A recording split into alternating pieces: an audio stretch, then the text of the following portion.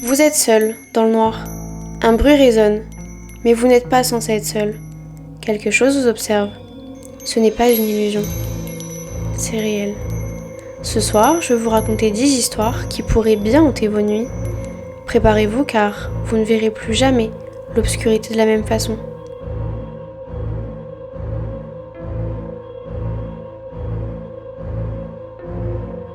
Elle et sa meilleure amie jouaient souvent sur une plateforme en ligne de jeux vidéo.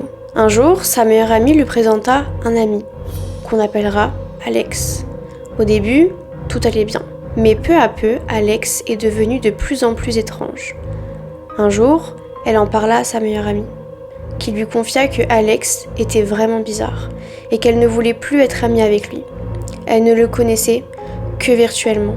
Quelques jours plus tard, elle décida de demander à Alex pourquoi il changeait de comportement. Il lui expliqua qu'il n'y avait pas de sentiment pour sa meilleure amie, mais qu'il en avait pour une autre personne. Et il lui avoua que c'était elle. Elle lui répondit poliment que ce n'était pas le cas, mais Alex insista en lui disant « Sache que je t'observe nuit et jour ». Ces mots la firent frissonner et elle commença à avoir peur. Mais les jours suivants, elle commença à sentir de plus en plus un mal-être. Elle avait l'impression qu'il y avait quelqu'un caché dans l'armoire de ses parents. Et des bruits étranges se faisaient entendre dans la maison. Des bruits qu'elle ne pouvait pas expliquer. Quand elle en parla à son père, il la prit pour une enfant imaginant des choses. Puis un jour, alors qu'elle jouait à ce fameux jeu, une fille qu'elle ne connaissait pas la suivit dans le jeu. La fille répétait sans cesse « Caméra maison, caméra maison, caméra maison ». Ces mots la terrifièrent encore plus. Elle se sentit observée et cela la poussa à prendre des précautions. Elle décida alors de ne plus jouer pendant un moment, en espérant que tout cela finirait par s'arrêter. Malgré tout, elle ne cessait de se demander ce qui s'est passé réellement, et si quelqu'un l'observait réellement. Merci beaucoup pour ton histoire. Vous savez que j'aime faire un débrief pour chaque histoire, donner mon ressenti. J'aime encore une fois rapporter du rationnel. Pour te rassurer, je pense que toi et ta meilleure amie vous vous êtes fait une frayeur. Dans le sens où quand vous avez rencontré ce garçon, il avait un comportement spécial. Donc déjà à partir de là, vous avez des doutes. De plus, quand il t'a dit qu'il te surveillait nuit et jour, évidemment que tu as eu peur, ce qui est tout à fait légitime, et qu'une personne en plus te dit ça, peut-être qu'il se connaissait sur ce fameux site, qu'il a voulu te faire une blague. Et avec tout ça, avec tout cet enchaînement sur ce site, tu as pu croire que ça a atteint ta vie personnelle. J'espère que ce n'était pas le cas. Pour le côté paranormal, il est possible que ton armoire appartenait à l'ancien propriétaire et donc, comme j'ai toujours dit, tout ce qui est meubles, décorations, miroirs, ces objets sont remplis d'histoires. À toi de nous dire en commentaire ce que tu en penses, toi, ta conclusion. Tu m'as envoyé ce mail il y a quelques mois, donc j'aimerais savoir, toi, ton ressenti maintenant. Est-ce que tu as encore des nouvelles de ce garçon ? Est-ce que tu te sens encore observé chez toi ? Mais honnêtement, je pense que vous êtes fait peur toutes les deux avec cette histoire. Merci et passons à la prochaine.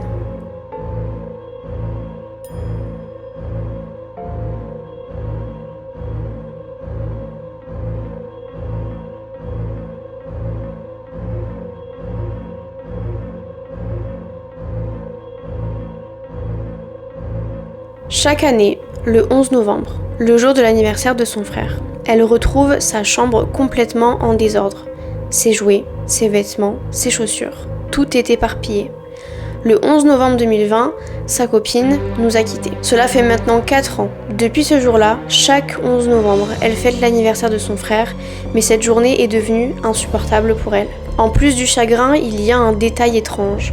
La poupée que sa copine lui avait offerte le 25 décembre 2017, placée dans son landau, a disparu. Elle précise qu'elle est terrifiée. Depuis cette date, sa cousine vit exactement la même chose. Chaque 11 novembre, elle aussi trouve sa chambre en désordre et remarque des objets disparus. Merci pour ton histoire. Pour le côté rationnel, c'est un peu compliqué de dire ça, mais penses-tu que ça pourrait être ton frère qui te fasse une blague ? Je ne sais pas s'il est au courant de cette histoire par rapport au 11 novembre. Évidemment, c'est une blague de très mauvais goût, mais c'est une question. Pour le côté rationnel, je me dois de te poser des questions. Pour ta cousine, ça restera un mystère parce que je ne sais même pas si elle était en contact avec ton ami. D'ailleurs, paix à son âme. Pour le côté paranormal, je pense que tu as la réponse. Merci pour ton histoire et encore une fois, toutes mes condoléances.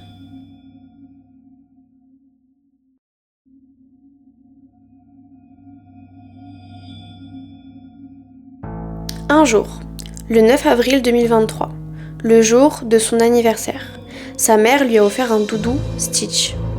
Mais rapidement, le doudou a commencé à parler et à faire des mouvements brusques. Elle en a parlé à sa mère, mais cette dernière ne l'a pas cru. Alors, elle a décidé d'ouvrir le doudou et a découvert qu'il y avait une caméra et un mini-robot à l'intérieur. Et c'est la fin de cette histoire. Pour le côté rationnel, ça peut paraître fou, mais peut-être que c'est un membre de ta famille qui a mis cette fameuse caméra. De mon regard extérieur, quand je lis ton histoire, j'ai l'impression que c'est ça. Ce n'est qu'une hypothèse évidemment. J'ai du mal à comprendre comment l'au-delà aurait pu mettre une caméra et un mini-robot à l'intérieur. À toi de me dire en commentaire ce que tu en penses.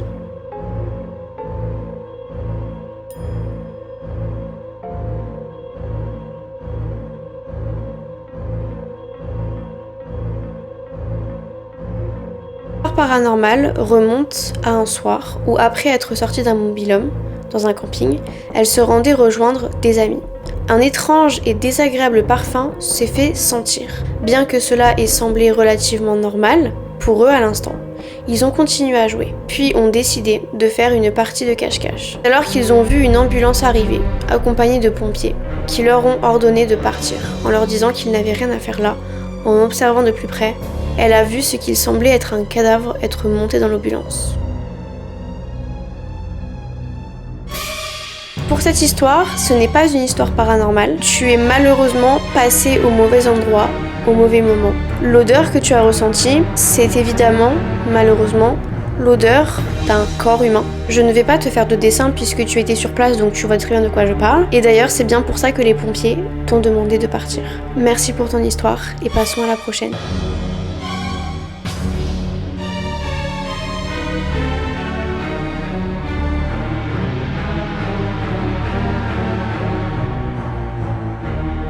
C'est l'histoire d'une femme, Marie, qui vivait seule depuis plusieurs années. Après la mort de son mari, veuve depuis longtemps, elle gardait précieusement la montre en or que ce dernier lui avait offert. Un soir, alors qu'elle feuilletait un album photo, elle entendit soudainement un tic-tac étrange et insistant, qui semblait venir de la pièce voisine. Intriguée, elle se rendit dans sa chambre et à sa grande surprise, la montre, qui était restée arrêtée depuis la mort de son mari, avait recommencé à fonctionner. Marie murmura quelques mots à voix haute en espérant recevoir un signe. C'est alors qu'une brise légère effleura son visage, suivie d'un parfum de lavande qu'elle reconnaissait bien. Une douce lumière baigna la pièce et une silhouette apparaissa brièvement dans l'ombre avant de disparaître. À cet instant, elle comprit que son mari ne l'avait jamais quittée. Il veillait toujours sur elle et apaisée, elle se sent enfin en paix. Cette histoire est beaucoup trop belle. C'est une abonnée qui m'a envoyé ça par mail il y a plusieurs mois. Si tu te reconnais, n'hésite pas à m'écrire un commentaire ou par mail. Je ne sais pas si c'est l'histoire d'une de tes grand-mères ou d'une de tes connaissances, mais en tout cas merci beaucoup, puisque l'histoire est vraiment vraiment belle, donc merci beaucoup. Je n'ai pas besoin de faire d'hypothèses, donc passons à la prochaine histoire, et encore une fois, merci beaucoup.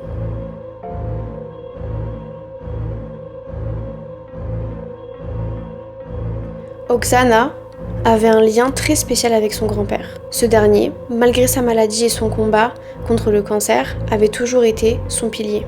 Il lui avait appris l'espagnol et la soutenait face aux remarques qu'elle pouvait recevoir dans sa famille. Quand il est décédé le 24 décembre, il lui avait promis de lui envoyer des signes après sa mort.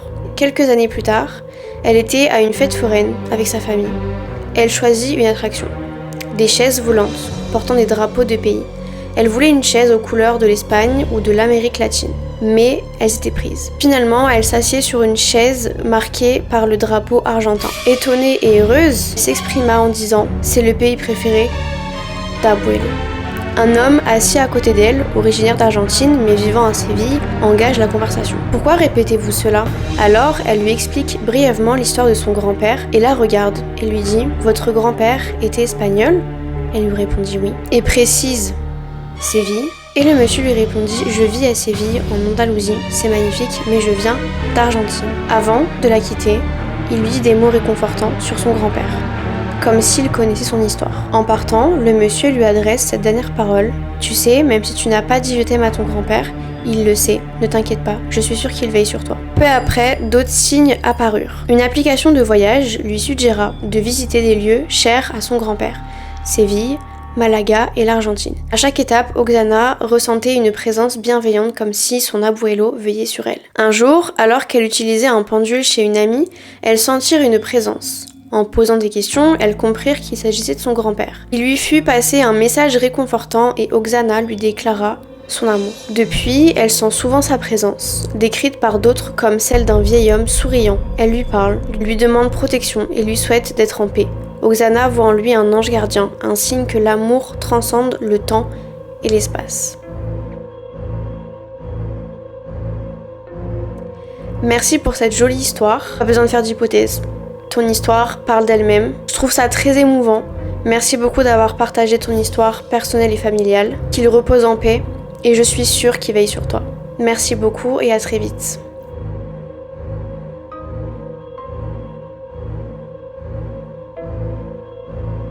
Emma avait récemment emménagé dans une maison à la campagne, loin de l'agitation de la ville. Elle avait toujours aimé le calme et la solitude.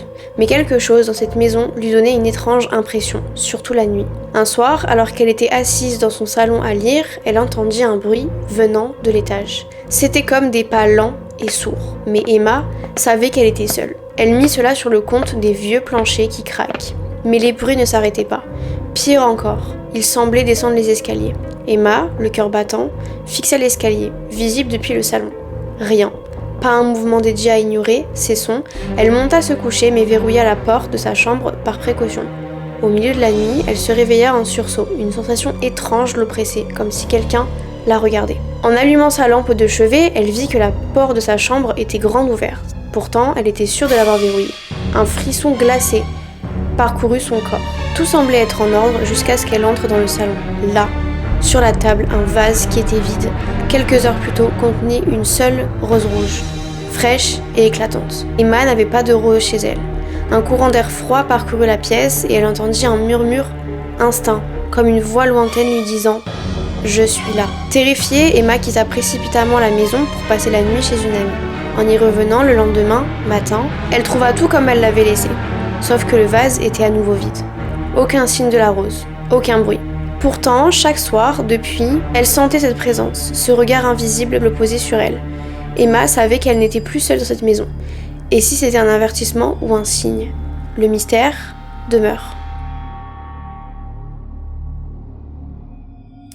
Merci pour cette histoire. J'aime toujours rapporter du rationnel. Quand j'ai lu cette histoire, je me suis demandé, comme tu as emménagé, soit c'est une très mauvaise blague de la part d'un de tes proches ou de l'ancien propriétaire, parce que oui, ça arrive. Comme je l'avais déjà précisé dans la dernière vidéo où je vous ai raconté les histoires paranormales, je vous ai parlé des personnes qui vivent dans une cave. C'est tordu, mais ça existe. Alors avant de passer au paranormal, parlons du rationnel. Évidemment, c'est très terrifiant, mais essaye de regarder dans la maison s'il y a des caméras, des micros. Ensuite, n'hésite pas à appeler la police pour qu'ils puissent contrôler, ne serait-ce que de trouver une bouteille que tu n'avais pas, trouver des empreintes, l'ADN. Pour le côté paranormal, je te conseille de faire un bon nettoyage chez toi, et même je dirais d'exorciser la maison. Merci beaucoup pour ton histoire, et n'hésite pas à m'écrire en commentaire ou par mail l'avancée, ton évolution, ta santé mentale. Merci encore une fois, passons à la prochaine.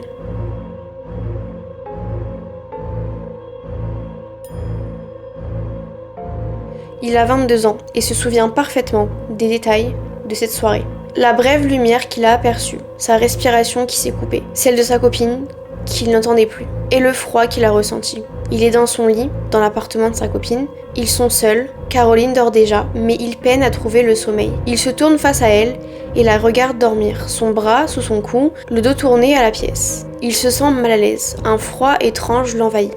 Tout à coup, il entend un clappement de mains venant de la cuisine. Il se redresse un peu, essayant de voir depuis la chambre si le bruit se répète. Il ne veut pas réveiller Caroline. Alors, il fait des mouvements légers. N'entendant rien, il se remet à l'aise. Mais le clappement se fait entendre à nouveau, plus distinctement, cette fois dans le couloir. À 2 pas de la chambre, il n'ose pas se lever, pensant d'abord qu'il imagine encore le bruit. Mais il commence à se demander si la porte d'entrée est bien fermée. Le clappement se répète 1, 2, 3 fois. Et à la 4e, il vient de la chambre. Il est certain que quelqu'un les observe et joue à un jeu pour savoir s'ils dorment. Tétanisé, il n'ose pas réveiller Caroline de peur que l'intrus sache qu'il est réveillé. Il ne peut pas allumer la lumière car l'interrupteur est près de l'entrée. Il reste donc les yeux grands ouverts, écoutant la personne s'approchant du lit, applaudissant toutes les 20 secondes. Il s'efforce de distinguer le moindre détail dans l'obscurité. Lorsqu'il parvient enfin à voir, il se lève d'un bond, réveillant Caroline et levant ses mains pour se protéger. Mais la pièce est vide, le clappement a cessé, Sarah ne s'est même pas réveillée. Il inspecte immédiatement l'appartement, pièce par pièce, la porte d'entrée est fermée, à clé, ce qui signifie 2 choses. Soit il est fou, soit ils sont 3 dans l'appartement. Il commença à perdre pied, alors il réveille Caroline pour lui raconter ce qui vient de se passer. Elle le rassure. Et ils s'endorment ensemble cette fois-ci.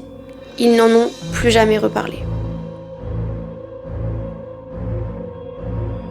Merci pour ton histoire. Alors, pour le côté rationnel, quand j'ai lu cette histoire, j'ai pensé à une paralysie du sommeil. De ce que j'ai retenu dans chaque personne qui raconte leur expérience, ça paraît tellement réel qu'ils se posent la question de est-ce que je suis folle, est-ce que je suis fou.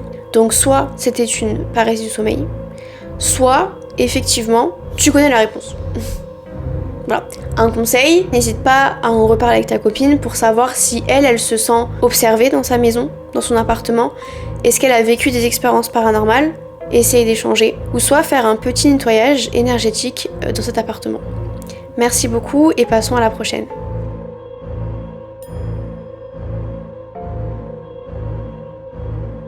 Il était une fois une jeune femme qui, à cette époque, travaillait dans un hôtel-restaurant 4 étoiles situé au bord de la mer, dans le sud de la France.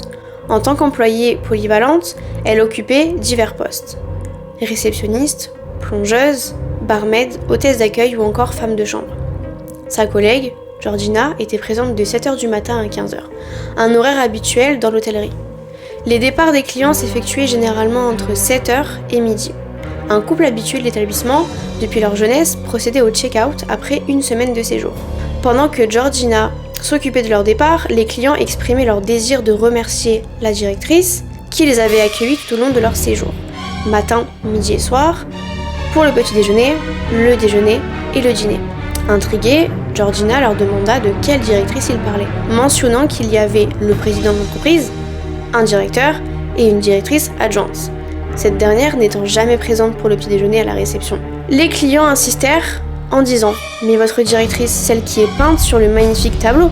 Se retournant vers le portrait, Georgina resta bouche bée, ne sachant que répondre. Les clients satisfaits ajoutèrent qu'ils étaient impressionnés par la façon dont cette directrice, malgré son âge, gérait le service et prenait le temps de former les jeunes. Curieuse, Georgina leur demanda « Mais quand l'avez-vous vue exactement ?»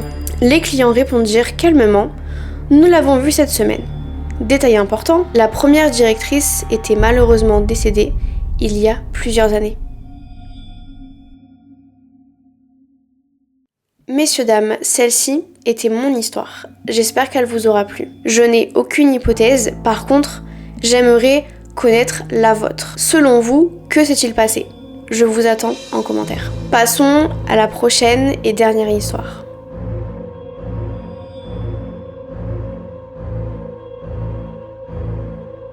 À 8 ans, elle entendit pour la première fois les pas dans la maison familiale. Un vieux corps de ferme, jadis occupé par des soldats allemands pendant la Seconde Guerre mondiale. La petite fille, fascinée mais effrayée par cette histoire, imaginait parfois les soldats errant dans les couloirs. Un soir d'hiver, elle se réveillait en pleine nuit entendant des pas lourds et réguliers venant du grenier, comme si quelqu'un, portant des bottes, gravissait les marches. Terrifiée, elle en parla le lendemain à ses parents, mais ils trouvèrent des excuses.